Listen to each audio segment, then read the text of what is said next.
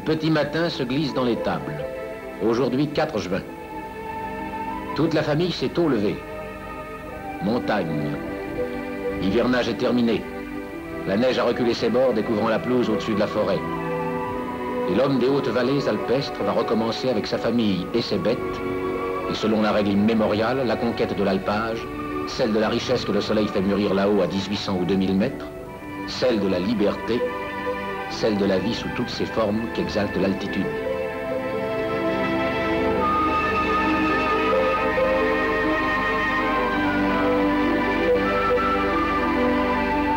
Cela sans fin, car après le père, tous ses enfants s'accrocheront au même village de Tarentaise, de Maurienne, des Aravis ou d'ailleurs, et reprendront les mêmes chemins.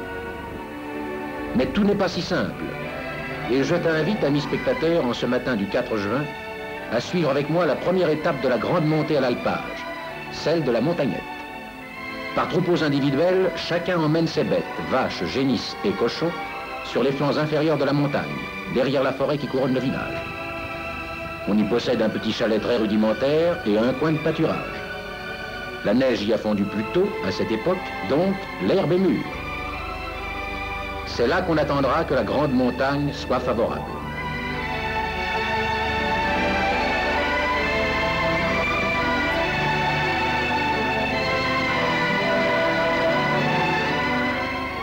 Un véritable déménagement, baquets, bidons, moules à beurre, barattes, casseroles, pommes de terre, sans oublier la volaille. La famille elle-même se sépare. Quelqu'une des filles restera au village pour tenir la maison. Les parents et les autres enfants, la Jeep surchargée, rattraperont le troupeau et s'installeront à la montagnette. Les vaches qui viennent d'hiverner ne sont pas en parfait état. Les fourrages sont difficiles à récolter et parfois peu abondants dans les villages de montagne. Ce sont pourtant des tarines, rustiques et vives, parfaitement adaptées à la vie exceptionnellement rude qu'elles vont mener durant la saison d'été. Le village d'où nous sommes partis est celui de Granier-sur-Aisne, dominant la vallée savoyarde de l'Isère.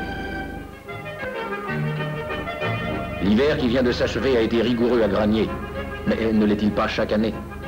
Car le village alpin s'est fixé à 12 ou 1300 mètres, immédiatement sous la forêt et le plus près possible de son alpage, de sorte qu'il subit évidemment les rigueurs de l'altitude.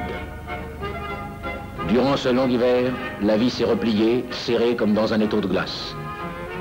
Les jours et les jours s'écoulent tous semblables, la neige dure de novembre à mai, surchargeant les toits, comblant chaque matin les chemins ouverts la veille devant les portes. Mais le froid n'a point de prise sur les robustes montagnards qui, malgré la présence de la neige, rendant plus difficiles leurs travaux quotidiens, montent à la forêt, se servant d'ailleurs de plus en plus de la Jeep, merveilleux outil entre leurs mains.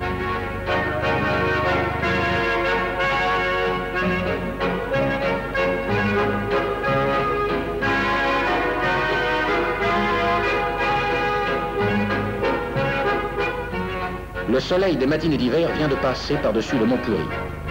Il ne tardera pas à descendre et il faut se presser si l'on veut profiter de ses obliques rayons.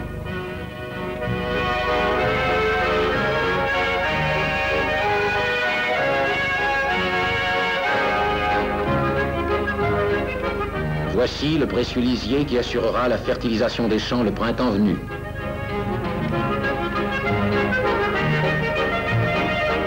Voici le cimetière engoncé dans la neige. Voici la sortie de l'école, toute scène familière. Celle aussi de la remontée depuis la cave d'affinage de ceux des fromages de Beaufort fabriqués l'été dernier et qui seront consommés au village. Corvée de bois pour la journée puisque durant l'hiver on abandonne le réchaud à gaz comprimé afin de mieux lutter contre le froid.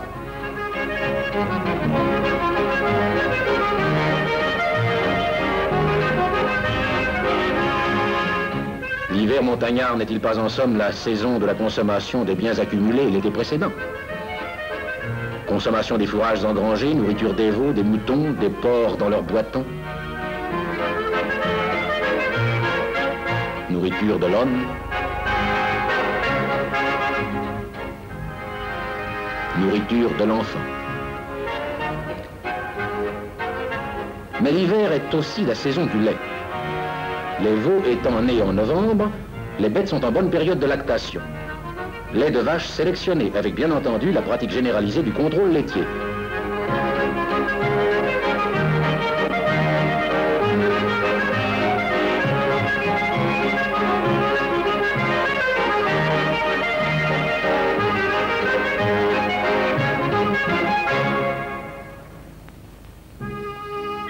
que les femmes et les grandes filles tiennent la maison, l'homme, lui, vit de la forêt voisine dont il devient bûcheron ou transporteur. Des scieries sont en effet installées au village et qui exploitent les coupes de la forêt communale.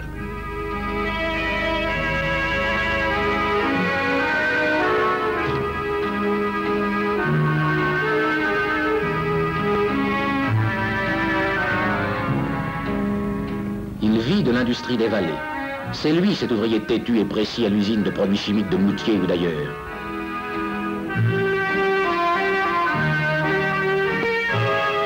Parfois, il va plus loin, et c'est encore lui qu'on retrouve à Paris au volant d'un taxi.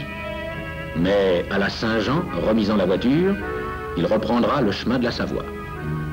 C'est enfin lui que tente le ski et qui, à l'issue de ce concours qu'il aura gagné au village, deviendra moniteur dans la station de sport d'hiver voisine. L'hiver, c'est la saison des fromages dits du fruit commun d'hiver, fabriqués à la fruitière, à la cadence de 2 par jour. À la fruitière, où on porte son lait le soir venu, on y apprend les nouvelles, on s'y retrouve. Personne ne s'étonne donc d'y rencontrer Jacques, le champion, futur moniteur de ski à Megève, et sa coupe d'argent. Que feras-tu, Jacques, l'été prochain? Je serai maître berger à la montagne.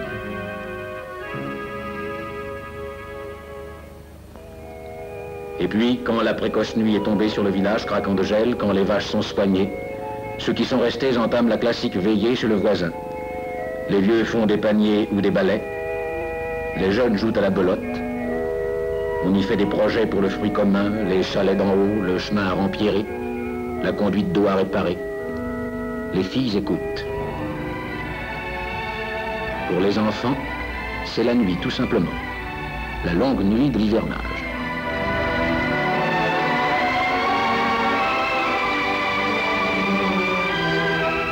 Tandis que là-haut, à la montagnette inaccessible, 7 mètres de neige ont enseveli chemins, ruisseaux et chalets.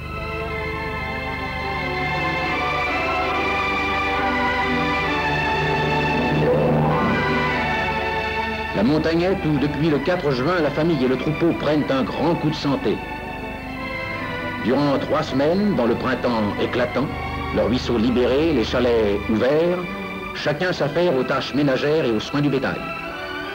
On campe plutôt qu'on habite le chalet, qu'importe.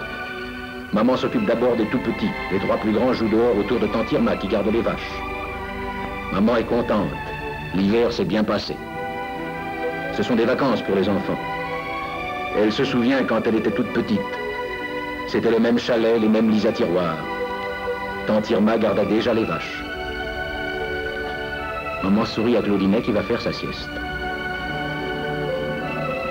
À la montagnette, on ne fabrique qu'un fromage à pâte molle, le reblochon ou la tome.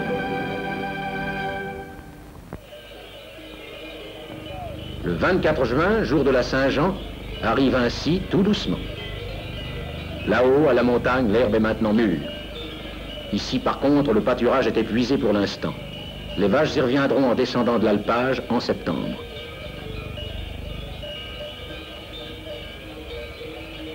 Le chemin de l'alpage, c'est celui qui monte vers le col, là-bas. Tout le monde est prêt. La Saint-Jean, c'est demain. La Saint-Jean, c'est aujourd'hui. Le jour vient à peine de se lever. Les corvées ont été désignées depuis une semaine. Du village montent d'abord ceux qui sont chargés d'amener le matériel et le ravitaillement. Une dizaine d'hommes et 450 vaches et génisses vont en effet passer 3 mois pleins à l'alpage. Pain, cantine, auges à cochons, baraque communale, toiles à fromage, paille, 15 mulets et 4 jeeps chargés.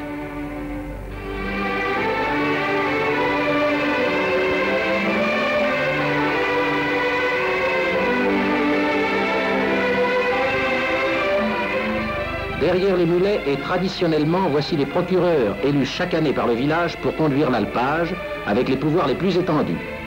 Ce sont eux qui ont décidé du jour de la montée de l'équipe des bergers, pachonniers, salus, boîtiers et fromagers.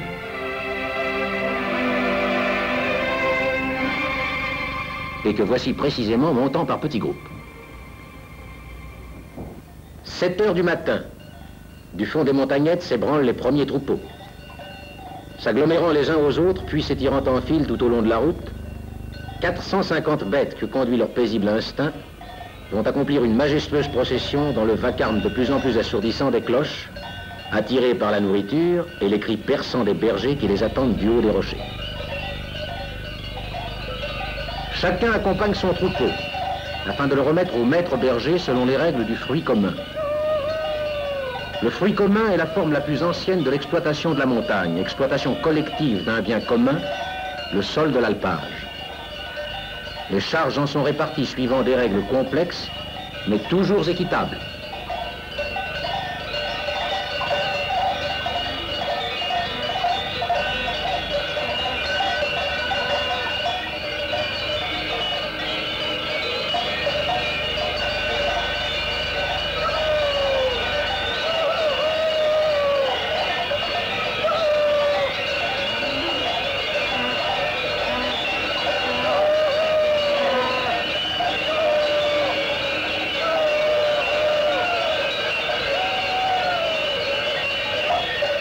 « 10 heures du matin, les premières bêtes franchissent le col et sont dirigées sur le chalet de Plan-Pichu. L'alpage s'étend devant elles, couronné de pics encore enneigés. Les génisses se séparent des vaches laitières et s'en iront dans une autre montagne. La pluie se mêle au soleil, il règne ici un froid vif, 1900 mètres d'altitude. Les bergers achèvent leur installation, les cantines au pied de chaque chalit. Ah, ils n'ont pas oublié le petit tonnelet de vin pour le dimanche.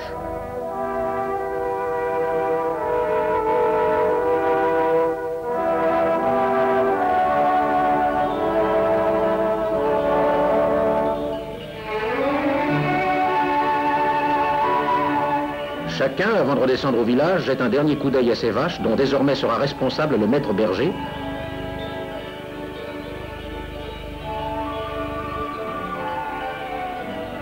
et sur lesquelles règne un seul taureau acheté en commun.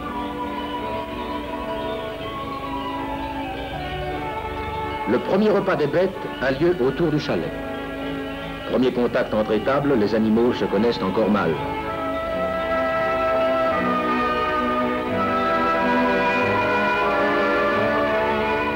Il est 2 heures de l'après-midi. Ceux de Granier sont redescendus. Le maître berger a pris en charge le troupeau. C'est l'heure de la traite du soir. Le troupeau est attaché sur la première pachonnée. Durant 3 mois, les vaches ne connaîtront pas d'étable, sinon un creux individuel en plein air avec piquet. La pachonnée, tour à tour installée sur toutes les pentes de l'alpage, on verra bientôt pourquoi. Le pachonnier, le gars le plus musclé de l'équipe, outre la préparation des plateformes, a la tâche de transporter toute la traite dans sa bouille de 50 litres, depuis le creux jusqu'au chaudron de cuivre du chalet. 1 tonne de lait par jour sur ses épaules, 120 kilos de chêne et de piquet. La traite terminée, les vaches sont à nouveau libérées et continuent leur repas de la journée strictement délimité par les 4 bergers.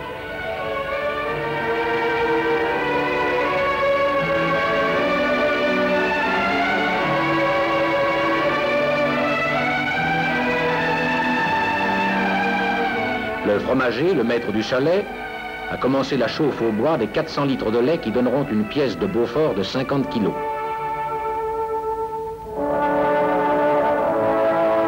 Et dans le soir qui descend vite maintenant, surveillant les vaches qui se gavent imprudemment d'herbes fraîches, la double équipe des bergers et des fromagers, dont le plus vieux a bien 30 ans, commence la très dure saison de l'alpage.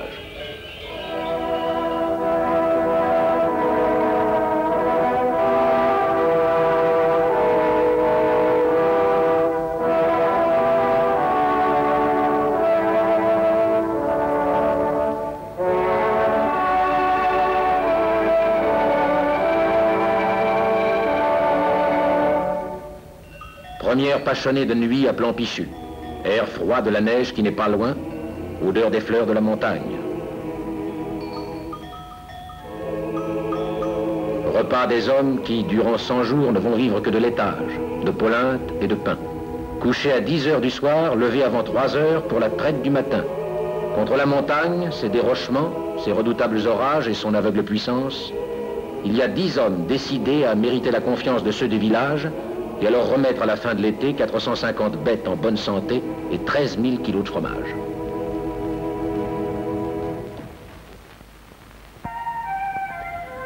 Au village de Granier, où le vigoureux été de la montagne bouscule un peu les gens, Toute la famille est redescendue de la montagnette dès le jour de la Saint-Jean.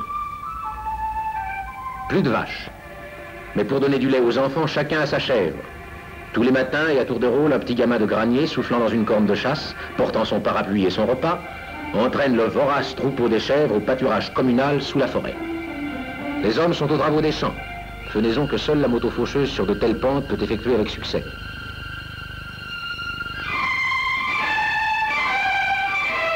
Le foin est, depuis les temps immémoriaux, façonné en barillon à l'aide d'un système de cordes et de barres de bois.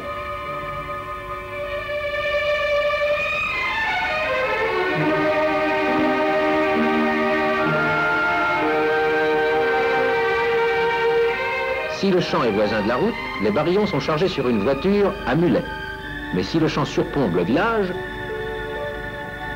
on utilise le câble qui amène le plus simplement du monde le fourrage, parfois jusque dans la grange même.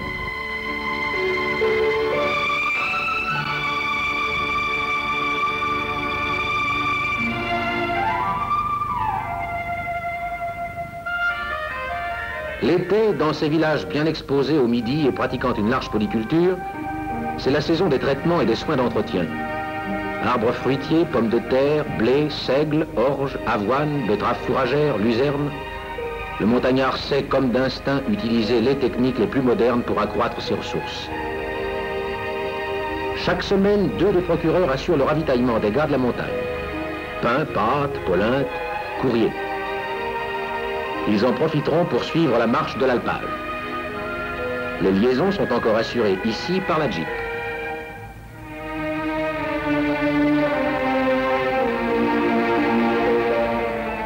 Là-haut, le chalet de Plan-Pichu est vide. Vide l'alpage autour. Que s'est-il passé? Eh bien voici. Broutant de proche en proche le repas quotidien, le troupeau est maintenant trop éloigné. Il est par contre à proximité d'un second chalet situé plus haut dans l'alpage. Une corvée est venue du village. Plan-Pichu a été déménagé, y compris le chaudron de cuivre, les instruments de travail et les cantines. On a fait une première remue. Dans l'alpage de Granier, il y a 4 chalets, et vers la fin de l'été, les vaches reviendront une dernière fois à Plan-Pichu brouter le regain avant de descendre au village. Du troupeau, dans son ascension jusqu'au pied même des langues de neige, qui demeurent tout l'été sur les versants nord, il n'y a rien à dire. Coupé par la Pachonnée de midi, la journée est calme et ensoleillée. L'herbe y est bien entendu absolument remarquable, de composition d'ailleurs différente de celle des prés de plaine. Avoine, dactyle, fléole des Alpes, flouve d'Oronte, pâturin et trèfle des Alpes, campanule, potentille, livèche, mutéline, plantain des Alpes, alchémie. Toutes ces plantes font le secret du lait riche et gras et du fromage incomparable de Beaufort. Pour mieux délimiter sur le terrain le repas et alléger la peine des hommes, sinon le nombre des bergers, des essais de clôture électrique sur 2 côtés ont eu lieu. Constituant un ensemble léger extrêmement maniable, placé en quelques instants, la clôture électrique avec rupteur à pile faisant toute la saison est certainement la solution de l'avenir. 2 bergers pourraient sans doute suffire et qui garderaient les 2 autres côtés du repas. Et voyez, cette clôture constitue une barrière infranchissable et inoffensive.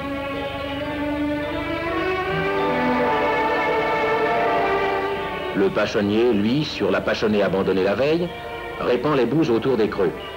Opération absolument fondamentale à l'alpage, celle qui assure l'entretien et la fertilité du sol. Et voilà pourquoi les pachonnés sont dispersés successivement dans toute la montagne, même dans les pentes les plus raides.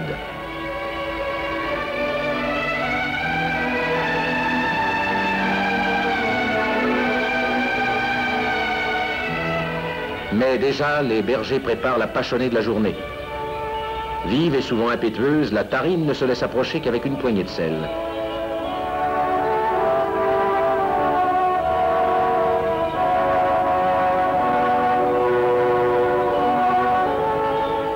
Deux mois d'alpage. Jacques, le moniteur de ski, a pris une allure de héros médiéval. 2 mois déjà.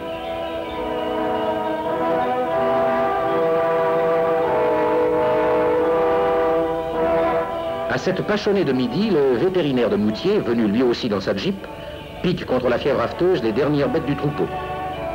Rien ne sera laissé au hasard.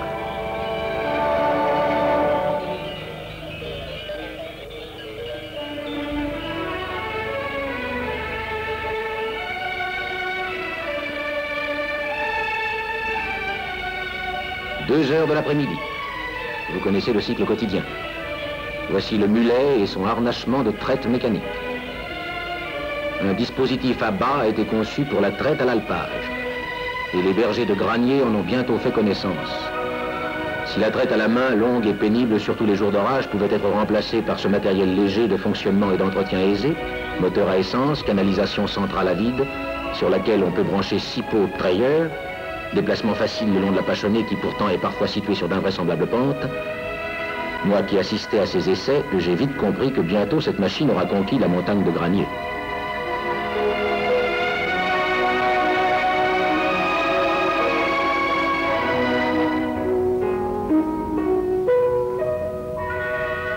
Le Pachonnier, lui, devra encore accomplir un gigantesque effort, à moins que, qui sait, une autre machine vienne à son aide. Pénible tâche aussi que celle du salut, l'assistant du fromager, qui chaque jour, 2 fois, descend le dernier fromage au chalet d'en bas. 50 kilos répartis sur la tête et sur les épaules par l'oiseau, sorte de brancard à mancherons.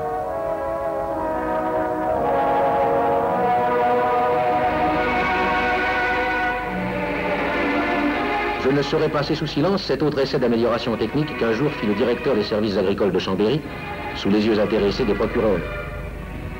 Le bois remplacé par le mazout dans la fabrication du fromage.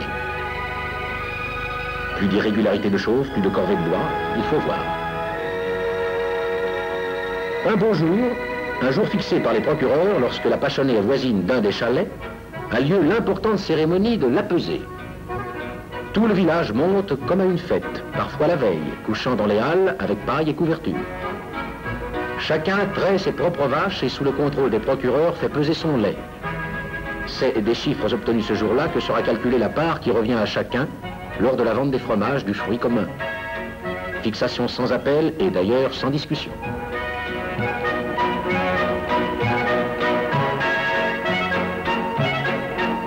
Ce jour-là, des corvées sont désignées. Les hommes valides concourent à l'entretien de l'alpage, établissement de nouveaux creux, empierrement du chemin, réparation des halles et du chalet. La communauté montagnarde prend ici son sens le plus achevé. Pour le reste, à la grâce de Dieu. À la grâce de Dieu. Une dernière cérémonie rassemble à nouveau ceux du village et qui remet aux mains du ciel les travaux et les biens de chacun. Bénédiction de la montagne par le curé de Granier. Fasse le ciel que rien de grave ne se passe, que nos bêtes ne dérogent pas, que la saison soit bonne, puisse l'alpage se bien terminer.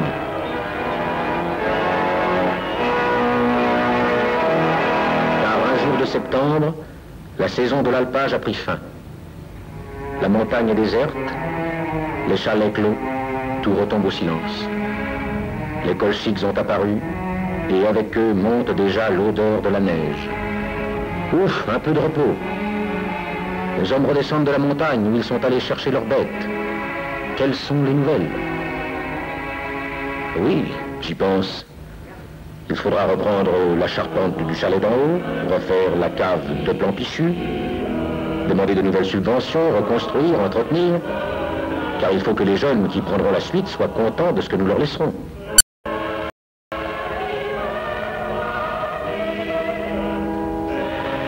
Le 29 septembre, jour de la Saint-Michel, marque la fin de l'été. Dans 2 mois, les vaches vèleront. La neige, qu'importe la neige. La jeunesse est là, qui ne connaît pas la saison du désespoir. Elle attendra, dans le cycle sans fin des bons et des mauvais jours, le prochain printemps.